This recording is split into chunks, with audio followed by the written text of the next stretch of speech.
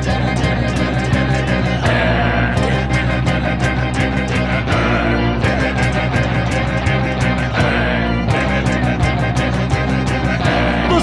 not a bat, he's a man who fights crime. And we're gonna watch him fight for a minute at a time. With John and Niall and a guest who doesn't rhyme. It's Bat Minute!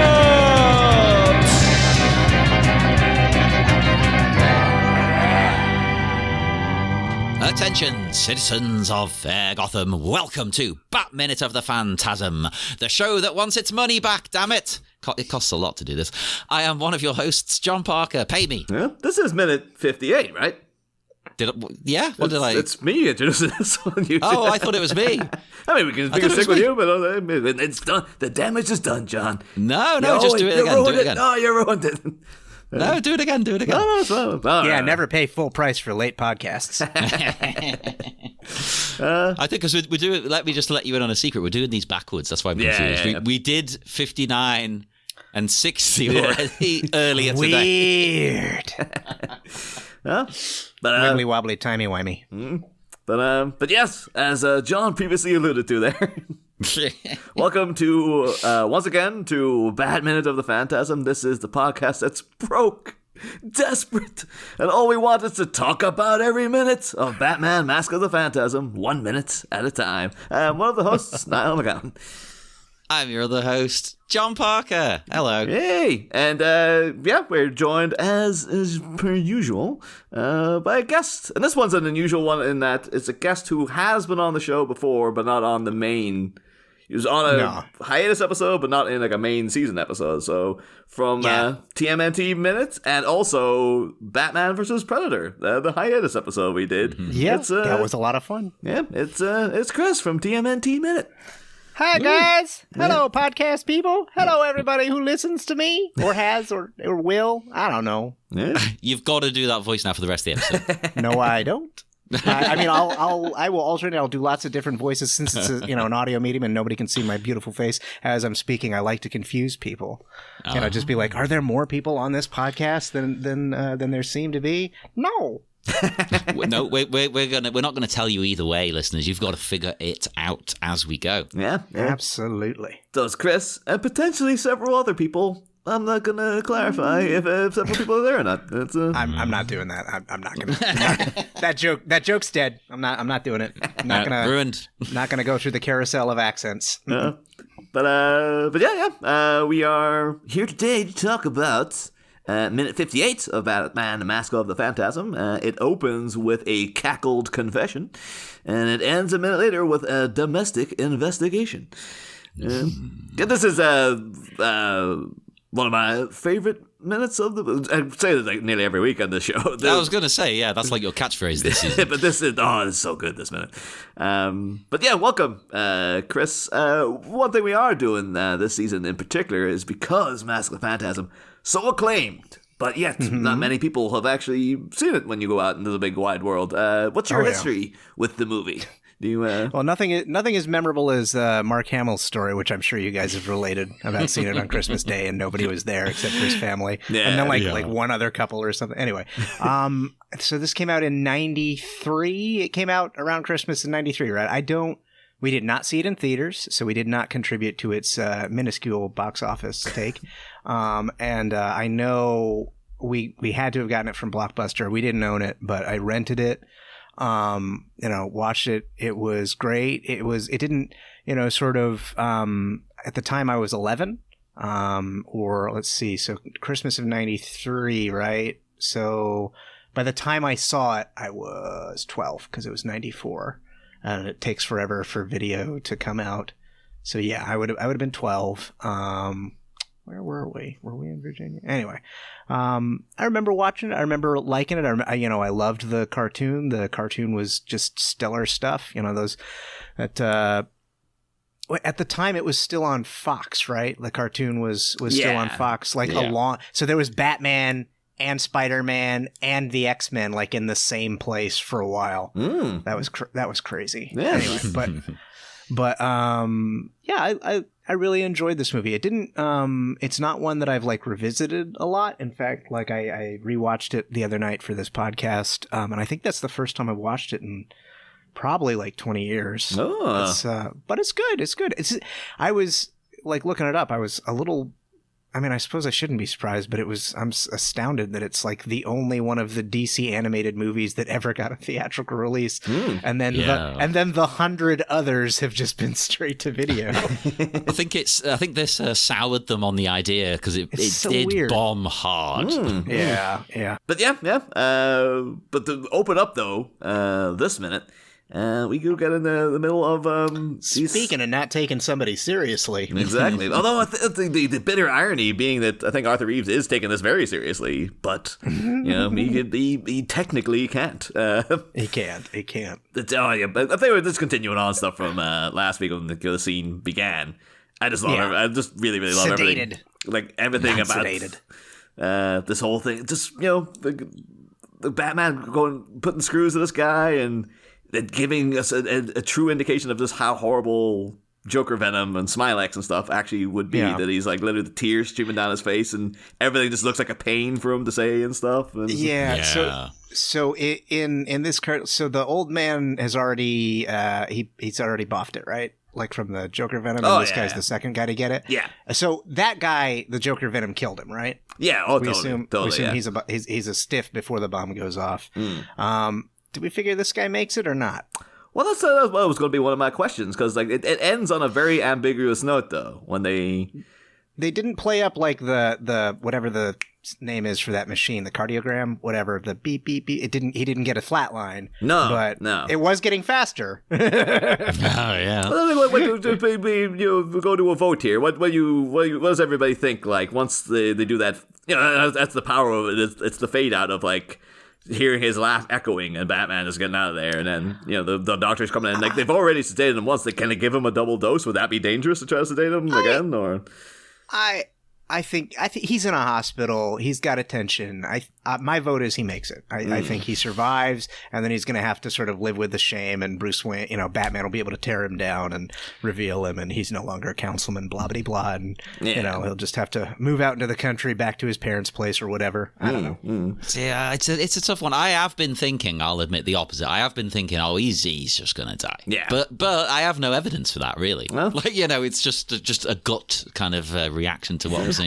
Because they don't know what to do really. It's not help. Like the stuff they're giving him isn't really. Yeah, like helping him. they gave him a full dose of something that was supposed to It did. The thing is, it did help him for a while, and then the sedative wore off, and he had some time between in the minute that I had, and I can't remember, was there supposed to have been some time passing between him going down initially and then Batman coming in, or does Batman come in literally, they gave him, as soon as they come in? They gave him that sedative, and then like 30 seconds later, he's back like in hysterics again. So it's like, I think that's the thing, is like they're going to have to up the dosage, and how much can you up the dosage until it's like, well, this is going to be an overdose kind of thing. So a lot. Yeah. You can up the dosage a lot. He'll be all right. I've always chosen to headcanon that he doesn't make it, because I just like that more as a thing, that like, he just ended up. Okay. But I'm pulling for him because in for me, like the headcanon on like Joker gas is that like it is lethal. It absolutely works. But at the same time, like it's not like he's choosing the most effective method of death, method of execution. True. It's not something that's supposed to kill instantly. It's not supposed to kill well. It's not exceedingly lethal. It's the most important thing for Joker and his gas is that it makes people crack up and make their big smile and, sort of like do that sort of rictus. Like it's basically like a nerve gas. It makes your nerves, act a certain way. But the most important thing for Joker is that it makes people laugh and smile, not necessarily that it kills them. So I choose to believe that Joker gas, if you can get treatment, is not that you can survive it. Yeah. Okay. I like that. Yeah. Like I can reveal that there is there is an official continuation comic It tells us exactly what happened to Arthur Reeves. Oh, okay. Yeah. Why didn't you tell us before? This is one I've been keeping. We've been talking for no good reason. No, God this damn one's- you. No, but the thing is that you can consider this canon. You can, because continuation comics. You're like, well, it's your choice. Because Continuation comics, prequel comics, nobody really considers that stuff. Because considering too, like we had a whole thing about there was another sequel to Mask of the Phantasm that Dan Slott was doing that didn't end up getting continued, and that contradicts things that happened in this other version that was written by Paul Dini. But in Batman and Robin Adventures Annual #1, that was 1996, so 3 years after the movie comes out, you had Shadow of the Phantasm. And it opens with it has there's do some little stuff that we'll get to later in the movie when it becomes relevant about how the comic begins. But eventually you go to find out that Andrea Beaumont has 3 years later she's been hired hired by a mysterious figure to come back and assassinate Bruce Wayne, because now as a Phantasm she's got nothing else to do but become like a gun for hire, or a hatchet hand for hire, if you will. But the thing is, she really loves Bruce Wayne, woman. so she comes back and Bruce is having a big party. And when she's there, she comes up and she's like, they have to have a big thing of like, it's me, Bruce. And he's all like, what the hell? Obviously devastated and doesn't know whether to trust her or not. But she's like, you should know that somebody out there someone hired me to kill you and stuff. Okay. Big attack on the manor, et cetera, et cetera. And then Bruce goes out into the car where Andrea is there. Turns out the Andrea in the car is not Andrea. It is a new villain called Kitsune, who is a Japanese lady who has a little gem in her hat that can make her take the form of other people. Which that's the first bit. And this is written by Paul Dini, who's like the guy who's one of the great geniuses of Batman, the animated series. And that's where he instantly lost me. Like, Mask of the Phantasm is quite realistic as a film. Like, you can kind of buy everything that's happening. And to introduce in the sequel, like, a gem that makes people see... That make this... And she's named after Kitsune, who is a Japanese... The nine-tailed fox of Japanese folklore who could turn into other things. And it's also just the word for fox. Oh, well, there you go. But they would... the one you're thinking of, Niall, the sort of... what's the word I'm thinking of? The mythological one. It would transform into people and things like that. So that must be where they're getting it from, is from that one, not just a fox. It's this one that can, because it shapeshifts and things. She it's is like also a fox, let me tell you. The way she's drawn. Yeah. But no, so then you find out. Well, it's a Bruce Timm joint. That's the way they're all drawn. They've all got to be foxes. Some random Bruce Timm art the other day was just like this naked woman getting handed into like a group of weird cult people and stuff. It's like, he loves naked women. That guy. You grew up watching the Batman the Animated Series and the Superman the Animated Series and the Justice League stuff, and it's like, wow, man, this guy, he has such a cool style. And then you Google Bruce Timm art, and it's like, oh, this is one of the horny artists. He knows what he likes. That's what I'll say. You ever want to see The Bride of Frankenstein, but like sexy, like proper full blown sexy? Bruce Timm's got you covered. He does. That's Bride a good of Frankenstein. Yeah. Good but pull. you want a banger. I said good pull. So eventually, Andrea and Bruce then meet up again in Wayne Manor, where they come over the whole thing of like, I searched Actual Andrea. This is actual Andrea, and then okay. They have Bruce has the whole thing of like, for 30 years, for the last 3 years, I've been looking everywhere for you and stuff, and like, I just didn't want to be found, Bruce, etc., etc. And eventually, Batman goes out to investigate, goes to Arthur Reeves, who has recovered from his Joker venom. All right. And his whole thing is just like, I absolutely hate Andrea. I hate everything to do with you people. Stay the hell away from me. Bab's still anti-Batman, blah, blah, blah, blah, blah. Comes back to Wayne Manor. Andrea's there. They have another little canoodle, and Alfred once again walks in on them. As is, and again, we bemoaned the fact that it was a comedy rule of 3. It was not, they do it twice in the movie. Oh, yeah, they only did it twice in the movie, so a third time for the comic. Yeah, it's getting... Once it gets to be that many times, it doesn't seem like an accident anymore, Alfred. But then Alfred, when he leaves the room, gets bonked in the head because... what's the British term for a peeping Tom? I think peeping Tom is a British term, isn't it? Oh, okay. It sounds very, very English. Something else. Peeping Tom. It sounds, because it's everything we say that has to be horrendously offensive or super polite. There's no in between.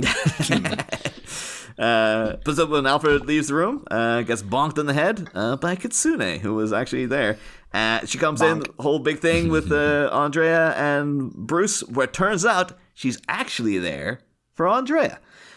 Spoilers. Yep. And then she ends up being taken. Bruce goes on the hunt. Turns out so Andrea has been kidnapped by this mysterious figure who he kept seeing in the shadows with this big eerie grin. And I should mention that the front cover of this comic is such cover bait, because it's the Phantasm with the mask off and it's the Joker underneath. So you're like, the Joker is going around posing as a Phantasm? That's great. That's going to be something. And Let me guess, he's not at all. That's exactly right. You fit there. You find out that the person who actually abducted Andrea and has been pulling all these strings, hired Andrea to be the Phantasm to come kill Bruce Wayne just to get her in Gotham, was in fact Arthur Reeves. Okay, that does make sense at least. Yeah. All right. He's got a big, weird rictus grin permanently stuck on his face. He absolutely despises. He's lost his critical career, obviously, because he's now like proper. Yeah. Beyond everything else, the actual disgrace of stuff that he did coming to light. Yeah. He's also got a big freaky grin on his great face all the time, so people probably wouldn't like that. He has a big fight then with Batman, where after he reveals, of course, that he just hates Andrea. And he hates. The thing is, though, you'd think he'd be really targeting the Joker. Is like, well, Andrea, like, I think this is some misdirected anger here. This is weird. It might be the moment he's just like, oh, I couldn't take on the Joker. Like, I mean, I could try, but he could take on the deadly ghost assassin. Yeah, yes, of course, and the Batman. Yeah. yes. Although weirdly enough, he does have a big confrontation with Batman. Batman gets knocked out, and then what? Yeah, Batman gets knocked out. He takes off the mask to see that it is Bruce Wayne, because he still didn't know the Batman was Bruce Wayne. He's like, holy Christ, it was Bruce Wayne this whole time. And then we have a big confrontation, and Arthur Reeves gets knocked off a rooftop. Of course. Well, actually, the classic way to die. It actually is another little thing of, because we've actually pointed out throughout the season, a couple of things that the Phantasm does looks like she's cribbing on things she saw Bruce do. So, like jumping on the car, the front was kind of like him jumping on the motorbike, all that kind of stuff. Yeah. There's a bit where they have a tussle, and then Andrea disappears. The Phantasm appears by the window, and Arthur Reeves has a whole big, I'm gonna get you, jumps at her. Turns out it's just the costume. It's just a distraction. And then as he tumbles through the costume, he tumbles off the building, way down to his death, way down below. And of course, Batman kind of did that in the chase. Getting that Disney villain death. Exactly, yeah. It's weird too, off the post pictures. He's drawn, he doesn't look quite like the Arthur Reeves in the movie. He looks a bit more almost like Jack Nicholson's Joker. I don't know if that's a deliberate thing they're doing, but he's got kind of he's transforming, isn't he? Yeah, he's got the big grin, but he's also got the Jack Nicholson hairline and stuff. And he's, Yeah, you gotta wonder, is there like some sort of a support group for like Joker gas survivors? And it's like, a little, it's like in the basement at a church, and there's a bunch of chairs there, and all these people with just these like disfigured, these miserable people with this disfigured permanent smile come in and sit down, and they're like, so I met the Joker. And this happened, and he stole from the bank I worked at, and now I'm stuck like this forever, and my kids, they're terrified. This is miserable. Yeah. It is. Yeah, he's flat out dead. Of course, Bruce also did that little costume trick in Mask of the Phantasm, where put the cape on a hobby horse, and everyone thought of Batman flying out the helicopter, and then it wasn't. So you could say Andrea swiped that again from Bruce. So Arthur Reeves dead, even though spent all his time misdirecting his anger towards Andrea, a woman he over by as revealed in this minute that like he totally sold out her dad to the mob, and look what happened. So it's all his own fault. Also then she just like Gordon has a thing where he's like, oh, we never knew who the Phantasm was anyway, Batman, like did you ever figure that out? And Batman leaves with the line like, no, I never knew the person behind the mask, which is supposed to be a very layered kind of like, ooh, but did he ever really know Andrea and stuff? And then we ever really know anybody? Can you ever really know any? Great minds think alike. Indeed. But she clears off. And Kitsune is up there. But Kitsune, I think, was a Paul Dini thing. It's like, oh, we're going to make this a character. And then she never really showed up in anything else again. Of course not. That's fine. And it's, as a sequel to Mask of the Phantasm, unnecessary. It's one of them. It's just like anything that's there. Speaking of, sort of comic book sequels to Batman movies, and I'm sure you guys have probably already talked about it, and I just haven't been listening to the podcast to hear it, but you guys read that 89 comic continuation, right? Oh, yeah. With Harvey Dent. Oh, it's so good. It was great. Yeah, I read that with the kids. It was really good. I loved it. Yeah, it's just amazing though that it's so densely layered with just every panel is like a reference to a Tim Burton movie of some sort too. There's so many visual cues and stuff everywhere. There's a lot of stuff going on in there, and it's just so good. One of the big things, like, because obviously Barbara Gordon is drawn to look like Winona Ryder, and then there's a bit where she goes out on a date with Harvey Dent, and she's wearing like Veronica's party outfit from Heathers. It's just like it's the same out. Like you just can't get one thing past these people. It's like literally everything has to be an allusion to another thing. I haven't read it yet. Have you guys read the comic continuation of like Christopher Reeve's Superman? No, because we did a monthly coverage of 89 as it was coming out on the Patreon. Cool. I think we're going to do one of the plans for Patreon is to maybe review all the Superman films and then do that comic afterwards. Yeah. Cool. We'll get there eventually. As of recording, we're going through issue by issue on the Paul Dano Riddler. Nice. It's been pretty solid so far. Yeah. But so yeah, we do get the big reveal here though. Is this that Arthur Reed's clearing up what everybody already seemed to know? He I sold him out. It's still weird to me though that he's like, okay, so I went to Beaumont for help. Beaumont said no. Don't know. He's just like, I'm gonna be honest with you, kid. You were a dorky Poindexter. I just tolerated having around. You were an intern. Yeah. You were an intern. I trusted too much. Yeah. And also, I've been in hiding and probably don't have that much money left. Well, that's the thing, though. Andrea does say that he managed to. He parlayed his money into a fortune with the money he embezzled, which is like, so it's all dirty money, but he does have money apparently. It's dirty money, but I mean, like, just like he told the mobsters when they ran away, it's like just because he sort of has the money doesn't mean he can use it the way he wants. Like it can be the fortune can be tied up in the house and could be tied up in some sort of like funds that distribute to them to try and pay the grocery bills. Yeah. There's a good chance he doesn't actually have the liquid cash on hand to help a former staffer. So that's a more a very mature thing. of like, oh, that's why he can't give him the money. I was just with the mindset. He's like, no, I can get out of here, asshole. Like, you're always superb my daughter, so get out of here. But or it could be like a call to certain times. Like, well, I don't want ties to a guy in Gotham. I'm trying to get away from Gotham. It's bad. Yeah, it could be an issue of like it's bad enough that you and I have stayed in contact. I can't also make the connection of giving you several $100,000 for your campaign that people are going to wonder where you got it from, and that's going to tip them off to where me. I'm trying to hide here. I can't give people $100,000. I either I just can't give it to you actually, or if I did give you this money because I can, that's gonna lead people to me. So please no. But also, I just think it's just very odd, and because I've watched a lot of things about the mafia. And the fact he just goes to them and he's just like, well, if you give me money, I'll tell you where Carl Beaumont is. You go kill him, and that'll be the end of that, right? And it's like they just wanted their money. Yeah, they just wanted their money back. And shockingly, because we saw when Arthur Reeves was talking to Sal Valles earlier, like he was just treating him with no respect whatsoever. It's stunning to me that the mob is so easy just to be like, oh yeah, so we have a set of councilmen who we own. Like, we finance his campaign, so therefore he is our city councilman. And yet he was swaggering around as if he, like, Sal Valester was like was mud on his shoe and stuff. It was that's a layer they can't. That's a layer that didn't quite fit in this, because it's still they're making this between season 1 and 2 of Batman, and like they're still sort of tiptoeing around people being murdered.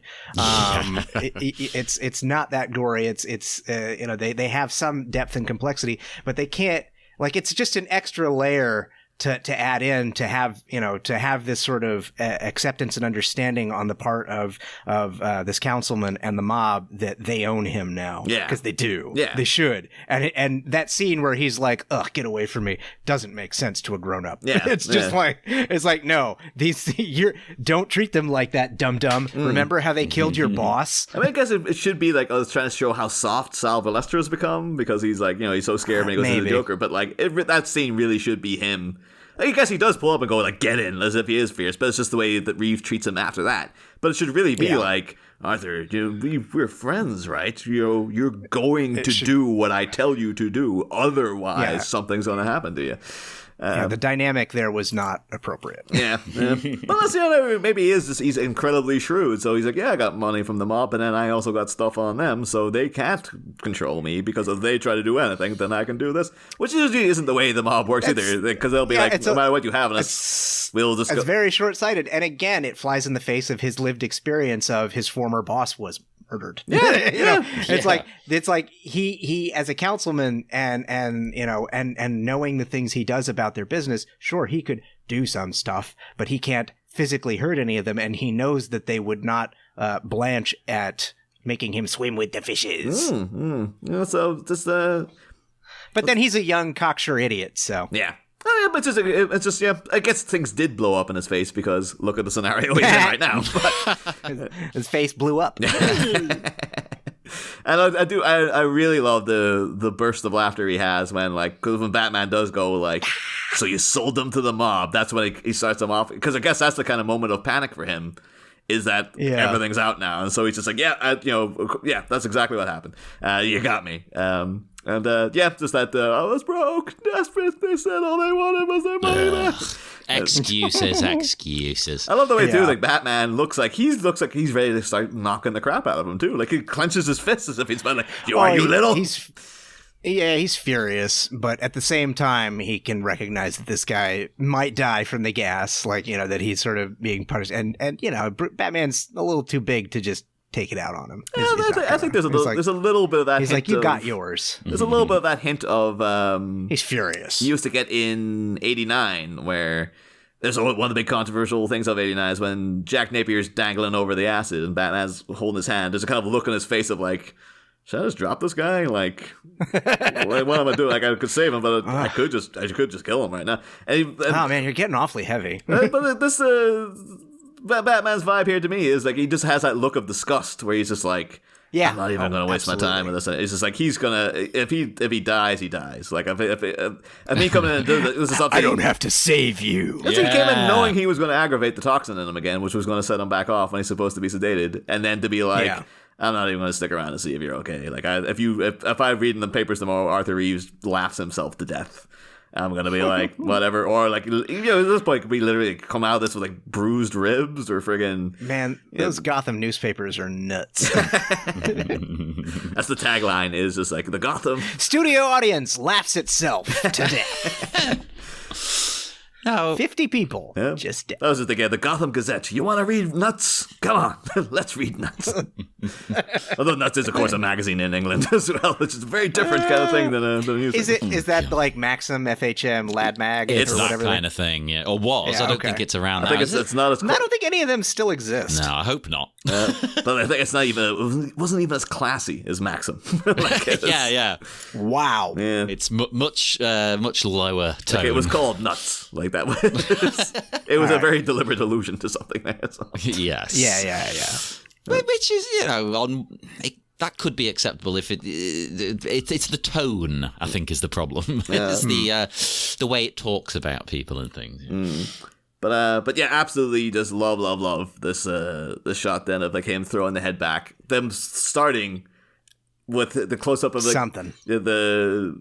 staring directly in his face and the camera spinning around and getting that other angle of it, and then all the people come back in and holding him down. And you guys are there's a deadness in his eyes as he's doing it. It's just the desperation of the situation is like this is a really well captured. Again, I think for the rest of time, and any mention of Joker Venom will to me make me think of this scene in particular as it being like that's what it does to you, but. I'll be the same. I really, really love this scene. And I'm going to make fun of it, but with love, right? Because I really like as well, he's laughing the whole time he's trying to just speak and get out a serious sentence. Because his voice goes really, really weird and like high pitched, and it kind of, this is going to mean nothing to 90% of people. It reminded me a little bit of the Day to Day when you've got Steve Coogan doing that Sinn Féin sketch, and his voice goes all like, because he has to inhale Don't recognize helium. that reference. Well, listeners, go and watch the Day to Day in general. That was a classic program from the early 90s. Like 93 at the same time this came out, probably. Yeah, but this truly this is Arthur Reeves's full blown Ellis moment then, because he played him in Die Hard, and this is, you know, he might as well be sitting there like, you know, Joker, like, this is what's with the gun. This is radio, not TV. And then finally, this is his bullet to the head. Well, and he's equally as much of an idiot as that character, because totally, yeah. you know, he's trying to justify it. And he said, you know, all they wanted was their money back. And, you know, if that was the case, sure, I could see his reasoning and not vilify him. But he knows exactly what these guys are like. He shouldn't be surprised at what the outcome was. I think that's part of Batman's disgust. Him saying all they wanted was their money back. It's like, I know that you know that's not what they wanted. Yeah. Like, Quit lying to you. Don't, you know, quit lying to yourself. It's like, I don't know if you're going to talk like this. I don't have time to stand around here with this kind of crap. You know. It's You've only got so many words you can get out between laughs. Yeah, the more Batman speaks to him, the worse bullshit. it gets, doesn't it? So it's like, hang on, you're on borrowed time here. Come on, spit it out. Yeah. Don't waste your last breath on lies. Oh, yes. Well, that's the thing, you know, in his desperate moment, he's still talking crap. It's like, no, Batman, he just wants the truth now. Give him the truth. What's the point in lying now? Just do it. Sneaky sneaker. Very weird. And the way he enters, I know it's probably deliberate, but just at the window like that, like he's bloody Dracula. I'm sure that was the reference, but still, you know. He's often Dracula. He's like, I've got a thing going. I've got a theme. Yeah. But he's the Batman. No. Maybe because again, though, this happened with Chase Meridian in Batman Forever, where he showed up at her on her balcony, walking in through the little French windows and stuff there. So maybe he's just like, I'm gonna go get lucky with Andrea. Yeah. No, I think he knows. He's deliberately choosing to come at a specific time here, isn't he? Like, I need to snoop around. I need to find something. I mean, that's the time he goes to anybody. Batman doesn't do anything in the day. Well, that's true. When you see him in the day, it's weird, like in The Flash. Not going to go through the lobby and like ride the elevator up like Spider-Man. It's just weird though, because what reason does he have currently to be suspicious of Andrea? Like, I don't know that he's necessarily suspicious of her specifically, but just, you know, the whole thing is tied into to her and her father, and so it's like there's something that maybe she isn't telling him, or maybe there's something there that maybe she doesn't necessarily think is a clue, and also like some stuff that he can't ask her as Bruce Wayne because he's sort of operating under the assumption that, you know, she doesn't know at this point, right? They haven't had their confrontation. No, she knows. She knows that he's Batman. Yeah. Well, no, but does he know she knows at this point? Oh yeah, no, they've had sex with him with the Batman outfit on and everything. Yeah. Oh right. Okay, that already happened at this point. Yeah, then. Well, then, because he's just like, just periodically everybody I know, I just like to go and check out their apartments and he does, you know, like his on and off relationship with Catwoman. He's constantly checking her stuff out. Like, I don't think he can have a relationship with somebody where he's like respects their privacy and won't find out what's on their cell phone. Who are you texting?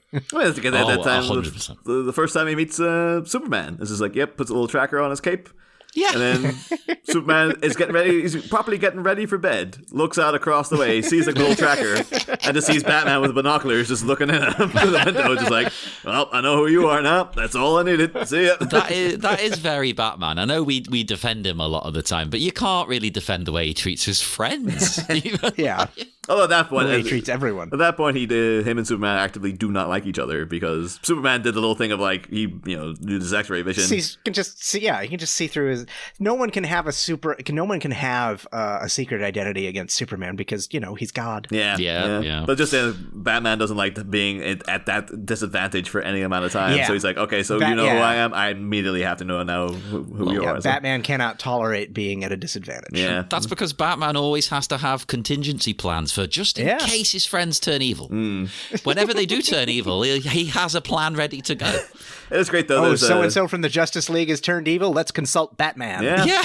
I do like there's an episode too where they actually have to have like the Justice League are like, you know, everyone's on the outs and everyone's up against them. They're like, we're going to have to take off our outfits and like go out in disguise, but like we take our masks off. Our secret identities are going to be exposed to each other. Like everyone doesn't know who each other is and stuff. And Batman's instantly just goes to the Flash. Barry Allen, Clark Kent, Bruce Wayne. Like I know who everybody is. Of course I know who everybody is. God damn it! Like I'm Batman for Christ's sake. What was that? What was that one? There was like one frame, or it was either in a comic or in one of the animated ones where they said like who they are, but he said Batman, and it's like or he was like on the lasso of truth or something, and like Clark Kent, you know, Superman says I'm Clark Kent, but he says I'm Batman, and they're like, you have to tell the truth. He's like, yeah, I'm Batman. The curious thing I found though.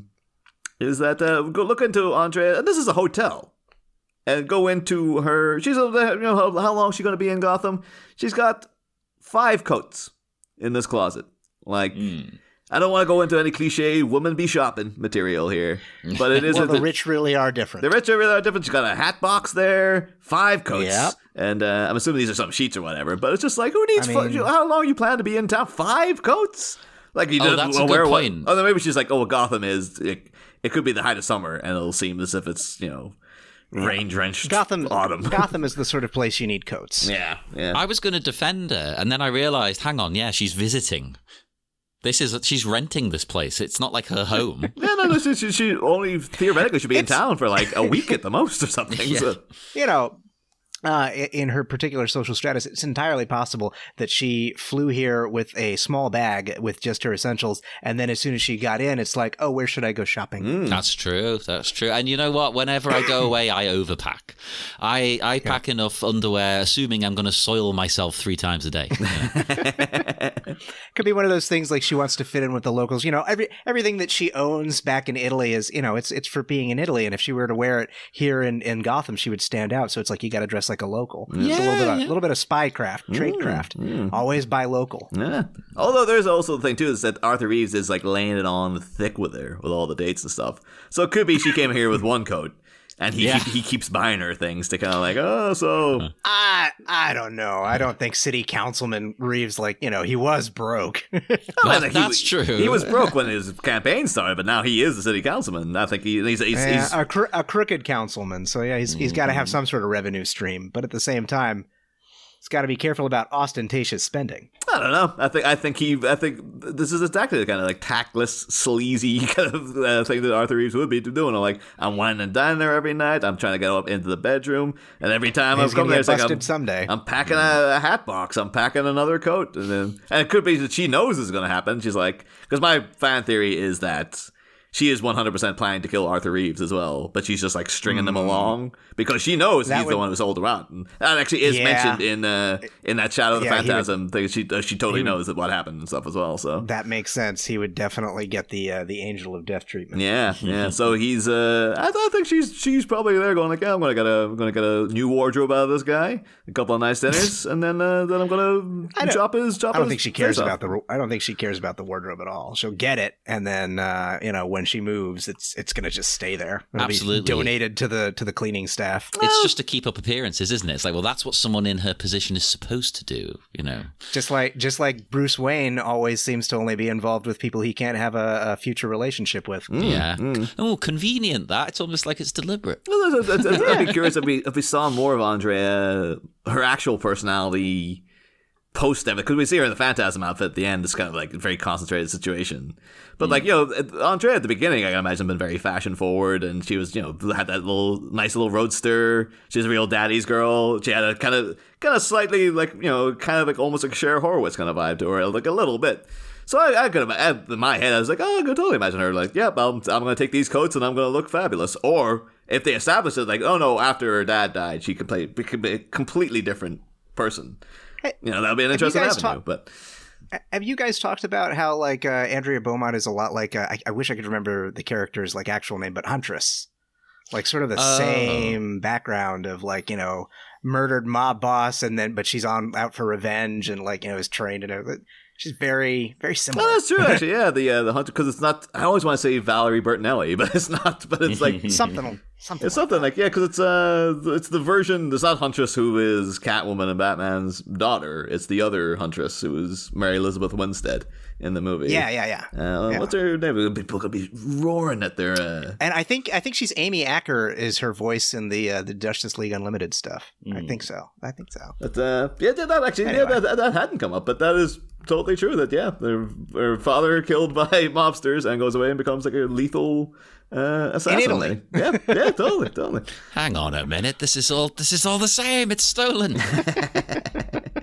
And she was recycled. Yeah, she was all recycled. She was a really like. Well, actually, I really enjoyed Birds of Prey, and I'm a big that's good. I'm a big Mew fan. Mary Elizabeth. Oh, everybody's a Mew fan. She's great. Yeah, and so she was Helena Bertinelli. That was what you call her. Yes. And of course, then I've always got it mistaken with Valerie Bertinelli. But when was Huntress created? If it was like just a year or two after this, oh man, somebody Google that. Where's the Google? Huntress debuted apparently April 1989. 89. Oh, 89. That's prime time to be like, sort of like, oh, I like this character, but we can't use her in this movie. Let's do something similar to it. Yeah. This vengeful daughter off in Italy, father murdered by mobsters. She's out to get mobsters. Oh. Yeah, it's true. So then also, because they're kind of, a lot of the Phantasm stuff is riffing on, it's basically, it's Batman year 2, but then changing the Reaper to be like, you know what, who the Reaper turns out to be is actually not all that interesting. But if it turned out to be Huntress, like that's the pitch. Yeah, that's not bad. It's not bad. But no, I never considered that. But that is very, very true. There are eerily similarities here. I'm gonna have to get into my Peter Parker and Spider-Man 3 going. Let's say some of these things look kind of familiar over here. You're trash, Deanie. Awesome. Yeah. But yeah, one thing we are doing this season, Chris, is because BTAS, such a seminal cartoon to people growing up, we're asking the guests what their other favorite cartoons were from back in the day. So when you're down there on a Saturday morning with your bowl of cereal and Batman's over, what else are you watching? I can't remember the order of how, what the schedule was on Fox News blankety blank in like Fairfax, Virginia or Leavenworth, Kansas, where I think I was in Kansas when it first came out. But around the same time, it was like that trifecta of the Spider-Man show and the X-Men show and Batman. That was chef's kiss. Perfect. Hey. It was so good. Those three all together. And I'm struggling, because I know I watched other cartoons at the same time, and like on their own, maybe I would remember them, but I am struggling to think like what I watched together, like, between Batman, X-Men, and Spider-Man. And I just genuinely can't think of it. That was one of the other big one that came in. Those three were so good. And still stands up today, because I recently rewatched it, was the Silver Surfer one they did. Oh, yeah. I don't think I saw that one. I saw like a couple episodes of the Hulk and Iron Man and Fantastic Four. But I never saw the Silver Surfer one. I guess there's probably, what do you call it? There's just that thing about those guys who used to eat pizza all the time. What was their whole... The Ninja Turtles. But yeah, that was, I think, were they on ABC or CB? Yeah, there's the Ninja Turtles. I was still, 87. They were still on, but I think by the time X-Men and Batman and Spider-Man, I kind of moved to them. I still like Ninja Turtles, but I wasn't like, my collection of Ninja Turtles toys by, the early 90s was already extensive and included various plastic toilet monsters. So I was kind of, by then I was moving a little bit, but I still like the Turtles. Yeah. Good callback, good reminder. Yeah, don't shame me that. I had discovered recently, though, that 87 series doesn't hold up so well when you go back to visit it as an adult. Whereas like the 2003 version, still really good. So it's a bit of a shocker. But I don't think I watched the 2003 version. Was really like sort of, that's the one where they're like really, it's still hand drawn, but it's kind of like they're thicker and darker and I don't think I ever watched any of that. I've watched the Nicktoons like CGI one from like 2011 or 12. We've watched that with the kids. It's really good. And I've watched the Rise of the Ninja Turtles, the one that only got like 1 or 2 seasons. Yeah. That was also really, that one I did not give a fair shake. I will admit that I was kind of a crotchety old man where I saw the character designs and I was just like, ugh, that doesn't look good. It wasn't quite as bad as I remember when they did that Thundercats reboot, and it was like all the SoCal animation style, and upon sight you were just like, that's not Thundercats. Yeah, what the hell like is that? Those character designs just threw me off and I didn't like it. But then when I actually watched it with my kids, like after it had been canceled and it was like on Netflix, and you see it in motion, it was very different. Like in motion, it's like, actually, this is really well done animation, and I feel bad for not giving this a chance. Yeah. Well, I mean, you can feel bad, but at the end of the day, it's their job to sell it to you, and they failed. Yeah. You know? Yeah. But no, I can wholeheartedly recommend that 2003 series, because again, I've friend of mine has a little kid who I come and visit on occasion, and it was through him I tried to watch the 87 cartoon, and he was like, no. And I was like, no, you're right. But that 2003 maybe version... nostalgia should remain nostalgia. Yeah. Sometimes. I tried to rewatch like 80s G.I. Joe a while back, and that was rough. Yeah. But yeah. I mean, I'm all noted out for minute 58. Unless you have any parting shots you want to give to Mask of Phantasm in general, Chris? To parting shots to Mask of the Phantasm. I don't have parting shots for Mask of the Phantasm. I think it's great, and I would never shoot it in the back as I walked away.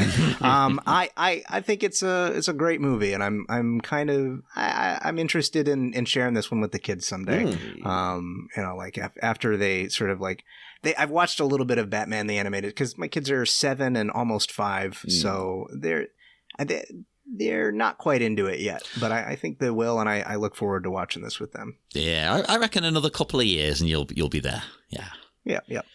Well, we will head off into the dark night. Chris, would you like to tell people where they can find you online and promote anything you've got coming out or already promote anything you want? Well, you can find me on the Dueling Genre podcast network. I pop up on there from time to time in our sort of open feed stuff like Teenage Mutant Ninja Turtles Minute. We have a couple of podcasts on there that I was on in the past, and you can still find the feed out there, like Spider-Man Minute and all the True Believer episodes where we talked about all the Marvel movies up to... I don't remember the last one we did, but we've missed the last few. That one's. I think we've all missed the last few. Well, yeah. And Teenage Mutant Ninja Turtles Minute will be coming back with some special episodes for the new Teenage Mutant Ninja Turtles Mutant Mayhem or Mayhem Mutation. I'm not certain about the title. I don't have it right in front of me, and I'm just. As I get older, I can remember fewer and fewer of the finer details that I used to pride myself on knowing. Just remember TMNT MM. Yeah! So do that, everybody. Annoy Elon Musk. And join us again on Wednesday for more Bat Minute of the Phantasm. Ooh. Next time, neither rain nor snow nor dark of night can stay the Joker when he wants to smite some world's greatest detecting grounds to a halt when our crusader gets a call about an aerial assault. Our felling deflatormouse is caught between a phone and a drone, but as his opponent Paliaki puns postal and relishes the wreck, could the Batman really be a literal FedEx? Things get currier and currier on Wednesday. Same Bat Pod, different Bat Minute. Must top, still fit,